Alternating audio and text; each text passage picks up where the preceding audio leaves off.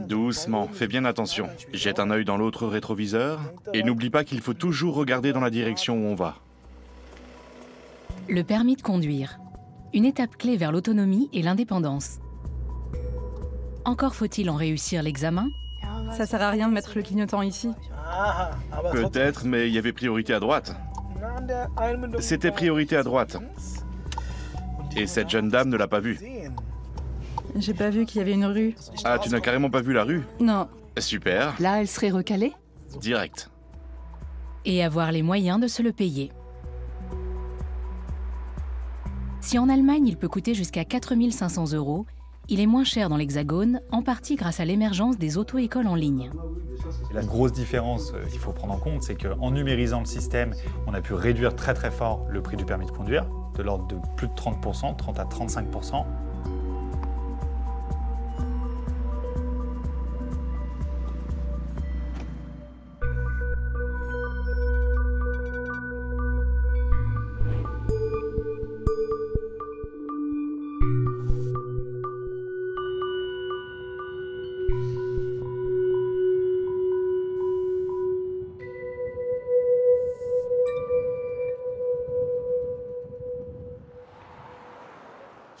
On fait attention quand on traverse. Tolga Özdemir est moniteur d'auto-école à Berlin. Aujourd'hui, il s'apprête à donner un cours à Nila. Avant de commencer, je vais te poser 2-3 questions. Montre-moi les cataphotes arrière, également appelés réflecteurs. Il y en a un ici et un autre ici. Magnifique. Nila doit passer son examen pratique dans 2 semaines. Ce que je dois encore travailler, c'est l'attention. Il y a des fois où je regarde pas assez autour de moi. Ce sont des choses habituelles. La vitesse, la priorité. Et au bout d'un moment, son attention qui baisse. Le cours dure 80 minutes et il n'y a pas un moment de répit. Pour cette génération, c'est difficile de rester concentré aussi longtemps. La jeune femme en est à sa 15e leçon. Et l'on peut suivre ses progrès sur les réseaux sociaux. Tolga publie régulièrement des vidéos de son travail sur plusieurs plateformes.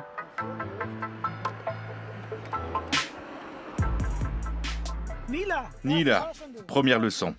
Essaye de me dire à quelle vitesse on peut rouler ici. Je dirais 50. Bravo. Pourquoi tu t'es pas arrêté? Il n'y avait pas de ligne, j'ai cru que je devais m'arrêter là-bas. Mon Dieu. Et le code, on en est où? J'ai fait toutes mes leçons. Ce n'était pas ma question. C'est parti. Mets le contact. Desserre le frein à main. Regarde des 2 côtés. En 2024, plus de 2 millions d'épreuves de conduite ont été passées en Allemagne. On avait un panneau de limitation à 50. Tu ne l'as pas vu, mais la limite est à 50. Ok. Et le taux d'échec n'a jamais été aussi élevé. Je dois repasser le code parce que j'ai été recalée. J'ai changé mes réponses au dernier moment, alors qu'elles étaient bonnes. Donc je me débrouille. Mais ça pourrait être mieux. Je me débrouille. Qu'est-ce que vous voulez que je dise? Que je te fais ta fête si tu n'as pas ton permis. Je l'aurai. Maigre consolation, Nila n'est pas la seule. Près de la moitié des candidats repiquent l'examen théorique.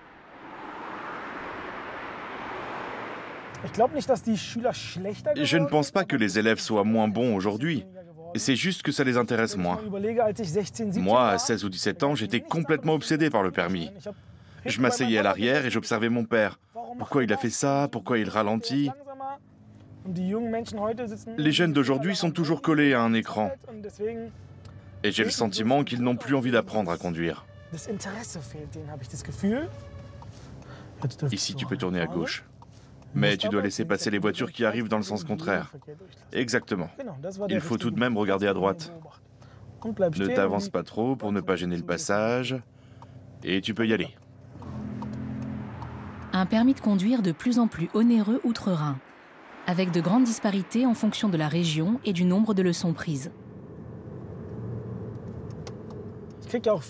Je reçois beaucoup de messages sur les réseaux sociaux, de gens qui me demandent si c'est normal de payer aussi cher. Moi, je m'en souviens très exactement. Mon permis m'a coûté 900 €. Aujourd'hui, ça suffirait tout juste à payer les heures de conduite obligatoires. Et chaque échec alourdit la note. car il faut payer de nouveaux frais d'examen et reprendre des cours. Tolga prend son rôle de formateur très à cœur.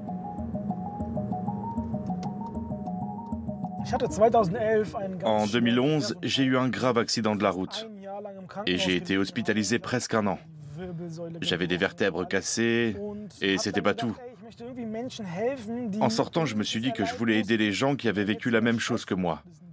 Une connaissance qui est aujourd'hui mon patron m'a dit « Prends le problème à la racine, aide les jeunes à ne pas se retrouver dans cette situation. » Parce que je pense que si j'avais été mieux formé, ça ne serait pas arrivé.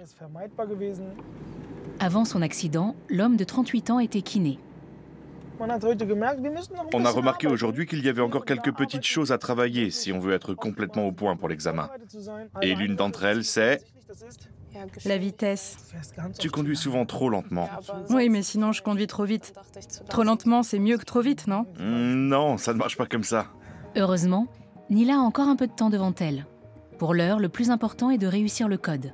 Car en cas d'échec, elle ne pourra pas passer l'examen pratique. Retour à l'auto-école. Tu es obligé d'être si loin? Oui, c'est mieux. Chers amis, aujourd'hui on va parler argent. Je vais vous demander de travailler un peu. Écrivez en commentaire combien votre permis de conduire vous a coûté à peu près. Et on va décortiquer ce prix. Tolga publie régulièrement de courtes vidéos à l'intention des candidats au permis. Chez nous, l'inscription coûte 175 € et elle comprend 14 heures de cours théoriques. Il compte aujourd'hui plus de 70 000 abonnés et ses posts peuvent atteindre plusieurs centaines de milliers de vues. Tu cherches une bonne école de conduite? Je vais te dire comment la choisir. Maintenant, on va parler du brouillard. Écris en commentaire tout ce qu'il faut faire quand la visibilité est inférieure à 50 mètres. Je veux montrer aux gens qu'il y a des moniteurs sympas, qui prennent le temps d'expliquer, que les examinateurs aussi sont sympas, que les épreuves ne sont pas aussi militaires qu'on le dit. Je veux leur donner envie de passer le permis de conduire. Un permis au coût de plus en plus dissuasif, car les écoles fixent librement le prix des cours qu'elles proposent.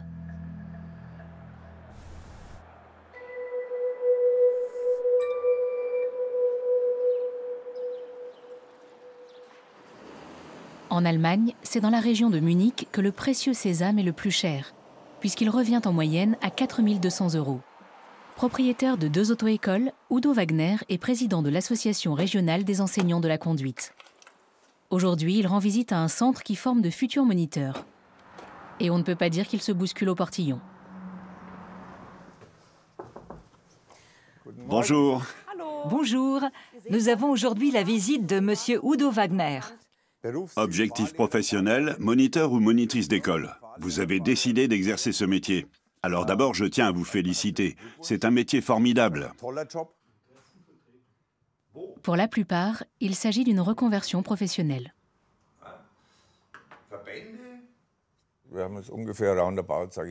Ils doivent payer 15 000 € pour la formation et faire un stage d'1 an. Donc ils ont au moins une année sans revenu, ou presque. Et puis, il n'y a plus de moniteurs formés par les pouvoirs publics, par exemple par l'armée. Avant, l'armée formait beaucoup d'instructeurs. J'en fais moi-même partie. Et ces personnes bénéficiaient d'une équivalence dans la vie civile. L'armée a cessé de former des moniteurs depuis la fin du service militaire. Aujourd'hui, 55% des auto-écoles cherchent à recruter. Pour Udo, ce manque de personnel qualifié explique en partie la flambée du prix du permis. Pendant trop longtemps, le métier a été mal rémunéré. Aujourd'hui, on assiste à une augmentation du coût du permis. C'est dû au fait que pour fidéliser leurs moniteurs, les écoles sont obligées de mieux les rémunérer. C'est aussi lié à l'augmentation générale du coût de la vie. Et enfin, il y a de plus en plus de connaissances à acquérir. Alors les élèves ont besoin de plus d'heures de conduite. Plus de leçons, le manque de personnel, un taux d'échec élevé, mais aussi la hausse du coût de l'essence, des réparations et des véhicules comptent parmi les facteurs de cette augmentation. Udo arrive dans une de ces écoles à Ottobrunn. Salut Chrissy, ça va? Quoi de neuf? Il nous faut des dates d'examen pour les permis B et des dates de cours théoriques pour les permis A. Pour ne rien arranger, on manque aussi d'examinateurs. On attend souvent très longtemps avant d'avoir une date d'examen. Et plus on attend, plus il faut d'heures de cours. Normalement, on fait une formation, et à la fin de cette formation, il y a un examen. Dans l'idéal, c'est comme ça que ça se passe. Quand les délais sont trop longs, ça pose problème. Retour à Berlin, où Tolga enchaîne les heures de cours. Son prochain élève l'attend. Mon cher Constantine. Bonjour. Bonjour, c'est ta première heure de cours? Oui. Tu as déjà conduit? Non, jamais. Tu n'as jamais pris le volant? J'ai regardé mes parents faire. Ok, mais tu n'as jamais conduit toi-même? Non. Constantine aura 17 ans dans 3 mois et se prépare à passer l'examen de conduite accompagnée.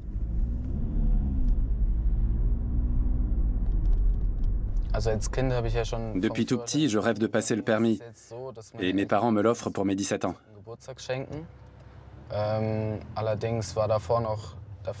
Au début, il était question que j'en paye la moitié, mais j'ai réussi à les convaincre de tout payer.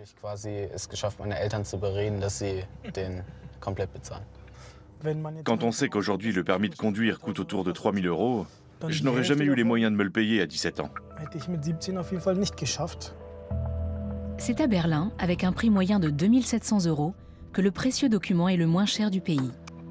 Pour Constantine, l'apprentissage commence sur un parking. Démarre. Mets le levier sur D, tout en gardant le pied sur le frein. Maintenant, écoute-moi bien. Au moment où tu vas lâcher le frein, ne sois pas surpris, la voiture va avancer. De nos jours, la formation se fait principalement sur des boîtes automatiques. Tu peux accélérer un peu. Dans le virage, on ne dépasse pas les 30 km/h. Mais il ne faut pas accélérer dans le virage. Lève le pied de l'accélérateur. J'ai généralement besoin de 2 tours pour me rendre compte du niveau. Il a une certaine aisance, même s'il n'a jamais conduit. Il y a certaines personnes qui ont besoin de 2 à 4 heures pour faire ce qu'il fait. Comme vous pouvez le voir, il prend parfaitement les virages. Il reste bien dans sa voie. C'est cool. Constantine semble très à l'aise. Et Tolga l'autorise à conduire sur la route. Je m'attendais à avoir un peu peur, mais ça va. Ces écarts de prix observés d'une région à l'autre de l'Allemagne s'expliquent notamment par des disparités dans les loyers, le nombre d'auto-écoles et donc la concurrence, les frais d'examen et les délais d'attente. Un candidat au permis débourse entre 2 500 et 4 500 € outre-Rhin, beaucoup plus que dans d'autres pays d'Europe. La facture est de 1 200 à 1 800 € en France, de 600 à 1 000 € en Pologne et en République tchèque, de 900 à 1 300 € en Italie et en Espagne, et de 2 000 € au Danemark. En Norvège et en Suisse, à l'inverse, la note est plus salée, puisqu'elle excède les 4 000 €. Lyon. En France, il est beaucoup moins ruineux d'apprendre à conduire. Pourtant, le pays connaît lui aussi une inflation galopante.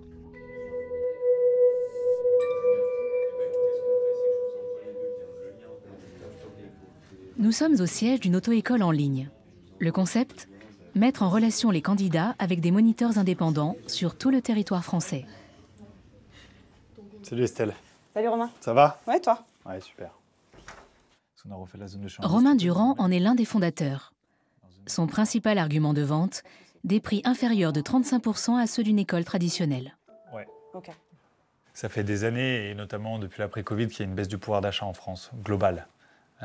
Et cette baisse, elle va frapper les jeunes en premier qui n'ont pas forcément les moyens d'aller payer un permis trop cher. Donc le prix, il a une importance capitale. Quand un candidat va avoir un permis à 1 200 € pour code plus 20 heures et que chez nous, il va le voir à partir de 729 € au code plus 20 heures, ça va aller très vite.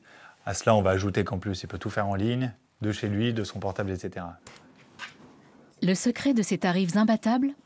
La dématérialisation des agences qui permet de réduire considérablement les frais de personnel et les coûts fixes. Bonjour Ludovic. Bonjour Ludo, comment ça va?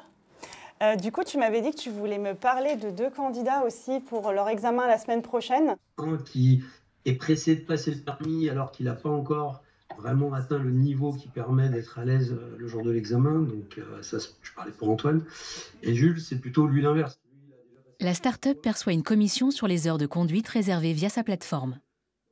Pour les clients, une auto-école, elle est en bas de chez vous, comme vous trouvez un salon de coiffure ou une agence immobilière. Donc vous allez là où votre famille est allée, là où votre cousin est allé, etc. C'est aujourd'hui ce qui fait tenir, à mon sens, l'auto-école. C'est leur proximité. Et leurs modèles en ligne, aujourd'hui, ne sont pas très performants. Tout se fait en ligne, avec l'application ou sur le site internet de l'école. Bonjour à toutes, bonjour à tous. Dans notre cours « La circulation routière », nous allons aborder la partie « La signalisation routière ». Laura Girard a opté pour cette formule. Elle potasse le code chez elle. Je ne serai pas bien placée. Le fait de passer le permis dans une école standard, ça aurait été relativement cher pour moi. Et c'est vrai que c'est un gros investissement, surtout quand on n'est pas sûr de l'avoir du premier coup. Il faut aussi anticiper des coûts supplémentaires. Et donc c'est vrai que c'est beaucoup plus motivant parce qu'au moins on maîtrise l'enveloppe financière qu'on peut mettre dans le permis. On n'a pas de mauvaise surprise si jamais ça passe pas du premier coup. La plateforme propose des forfaits tout compris. Laura réserve sur l'application des leçons de conduite qu'elle peut prendre dans toute la France. On peut choisir de faire les cours avec le même enseignant ou d'en changer quand on veut. Si on en change, et même si on en garde, on a un historique en fait de tout ce qu'on a fait. Chaque enseignant met une note sur notre progression et met aussi des commentaires sur ce qu'il y a à voir les prochaines fois, ce qui permet à un autre enseignant de pouvoir poursuivre la progression de l'élève. En Allemagne, les auto-écoles en ligne ne sont pas autorisées. Pour Nila, c'est la dernière leçon avant le jour J. Accélère, accélère, accélère, maintenant. J'avais le pied au plancher. C'est un bon freinage d'urgence. Zut, c'est sens interdit. Zut, comme tu dis. C'est effectivement un sens interdit. J'aurais préféré entendre, mais c'est sens interdit, Olga. Nila a réussi son code à la 3e tentative, juste à temps pour passer l'examen pratique. J'avais beaucoup révisé et j'étais très stressée le jour J. Mais j'ai fait un sans faute.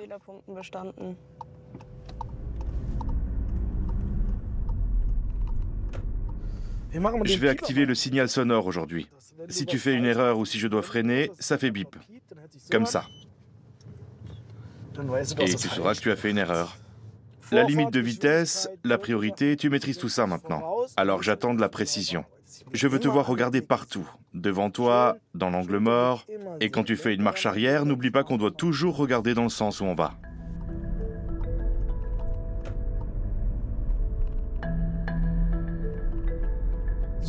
C'est impossible de ne pas stresser du tout. Même les plus cools arrivent en tremblant le jour de l'examen.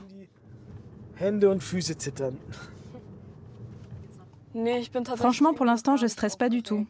Ça viendra demain. C'est ce que je me dis. Outre-Rhin, un minimum de 12 leçons est obligatoire. Mais le nombre d'heures de conduite, et donc le coût du permis, dépend du candidat. Ça sert à rien de mettre le clignotant ici. Peut-être, mais il y avait priorité à droite. Ah oui. C'était priorité à droite. Et cette jeune dame ne l'a pas vue. J'ai pas vu qu'il y avait une rue. Ah, tu n'as carrément pas vu la rue? Non. Super. Là, elle serait recalée? Direct.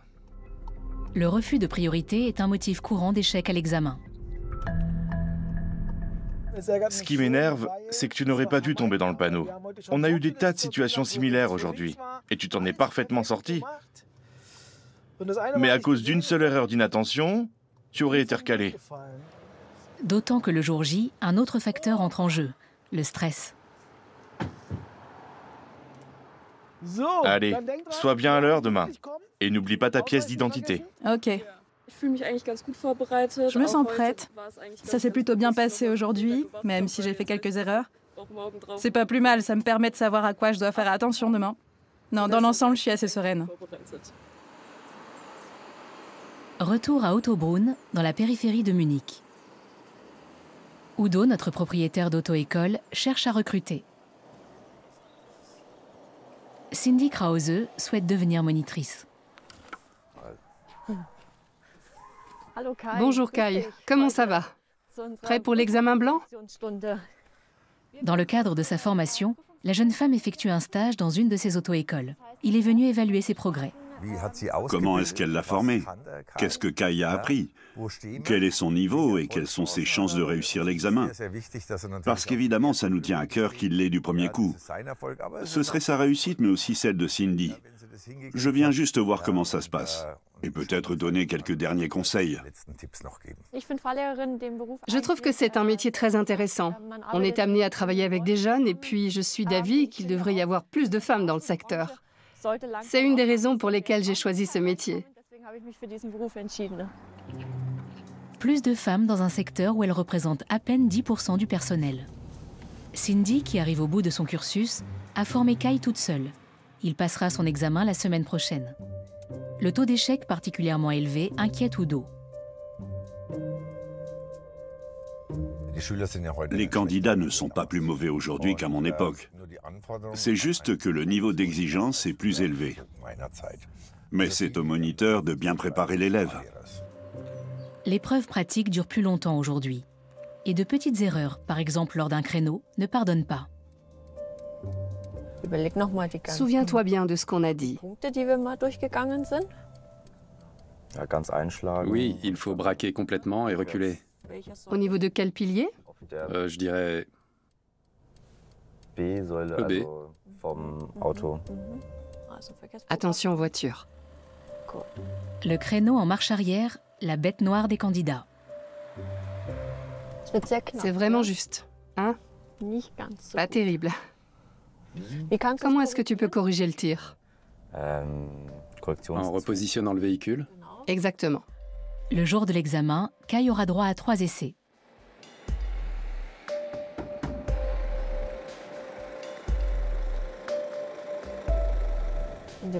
Maintenant, regarde bien où vont tes roues.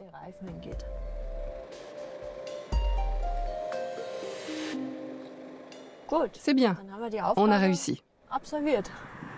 Issue de la restauration, Cindy a décidé de se reconvertir pendant la pandémie du Covid. Et jusqu'à présent, elle ne l'a jamais regretté. Il y a des candidats qui ont déjà un peu d'expérience sur la route. Certains ont le permis mobilette, par exemple. Mais il y en a d'autres qui n'ont jamais touché un volant de leur vie. Et ça, je trouve ça très motivant. La leçon dure 45 minutes et coûte 90 €.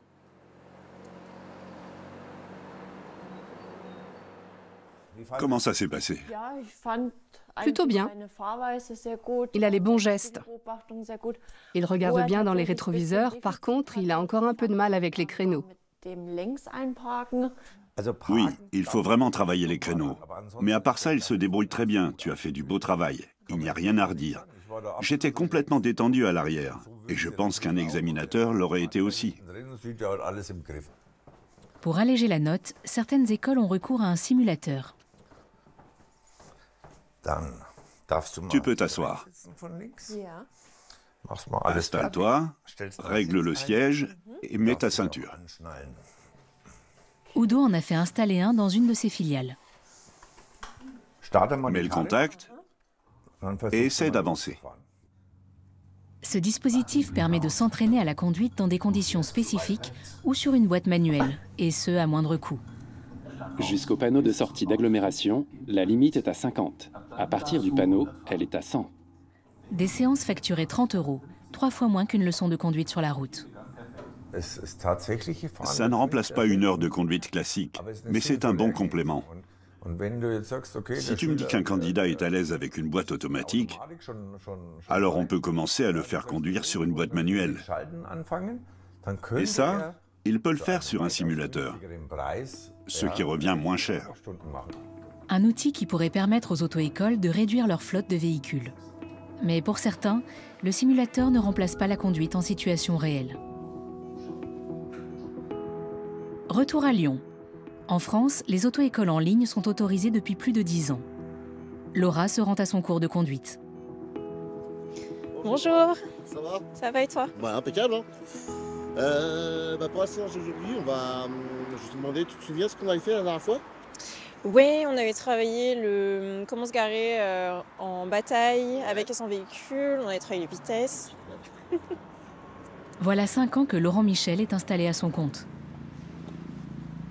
Comme je te l'ai demandé tout à l'heure, on va reprendre la séance de la dernière fois. Donc sur l'application, ce que j'avais marqué, c'était de continuer la compétence 1. En gros, c'est de revoir tout ce qui est la mécanique, le démarrage, l'arrêt et la boîte de vitesse. Laurent forme jusqu'à 30 élèves simultanément. Il s'agit de son véhicule et il gère son planning comme il l'entend. On fait un premier rendez-vous, comme dans une auto-école classique. Si le feeling ou la pédagogie leur plaît, eh ben, tout simplement, on continue la conduite ensemble, hein, d'accord ? Et parfois, ça se passe mal avec certains élèves, hein, ça peut arriver. Hein. L'avantage avec le permis libre, c'est dans une auto-école en ligne. Donc le but, c'est que l'élève se sente bien et puis qu'il puisse progresser, tout simplement, quoi, d'accord ? Donc l'avantage des auto-écoles en ligne, c'est ça, c'est qu'il y a plusieurs moniteurs, et on ira à droite. Plusieurs moniteurs, et l'élève peut choisir son moniteur en fonction de son ressenti, tout simplement. Parce que derrière toi, les gens se méfient. Embrayage, voilà. Alors, t'as vu, dès que tu penses à tourner à droite et à gauche, on pense automatiquement piéton. Mince. Non, tu laisses pas impressionner, vas-y. Attends, regarde autour de toi. Ouais. Voilà. Alors, il y a des gens même avec une auto-école, tu peux y aller, vas-y, lève l'embrayage. Vas-y, tourne.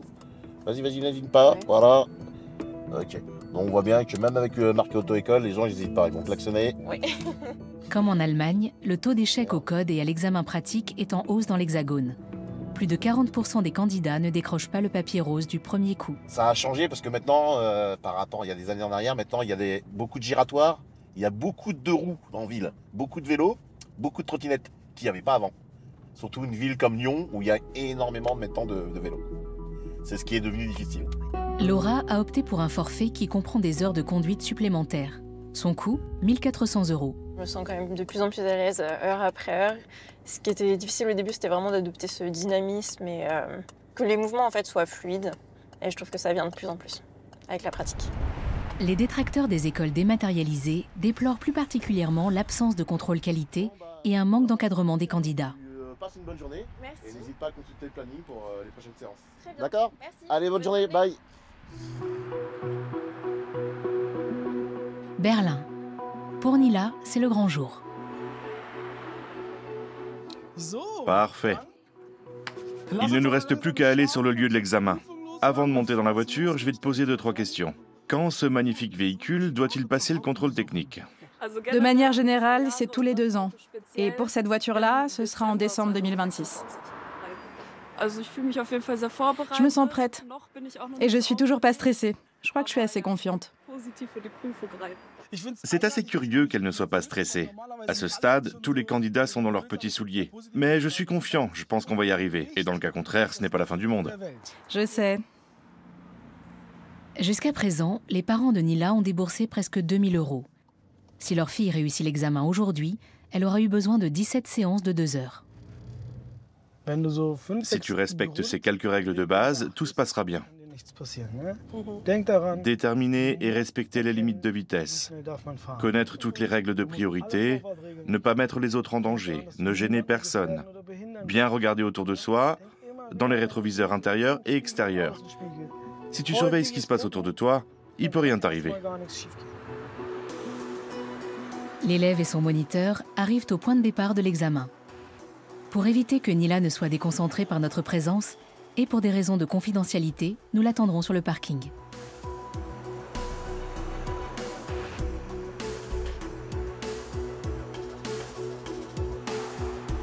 L'épreuve dure 55 minutes. À son retour, Nila est encore au volant. C'est bon signe.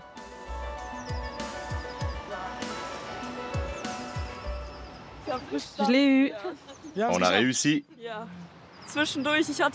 J'étais tout de même un peu stressée, surtout à la fin. Mais je l'ai eu. Je suis vraiment contente. Je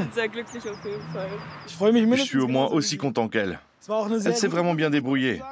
Il y a eu 1 ou 2 moments de flottement parce qu'elle était un peu stressée, mais dans l'ensemble, comme l'examinateur l'a dit, elle a vraiment bien conduit. Il n'y a rien à dire. C'est mérité.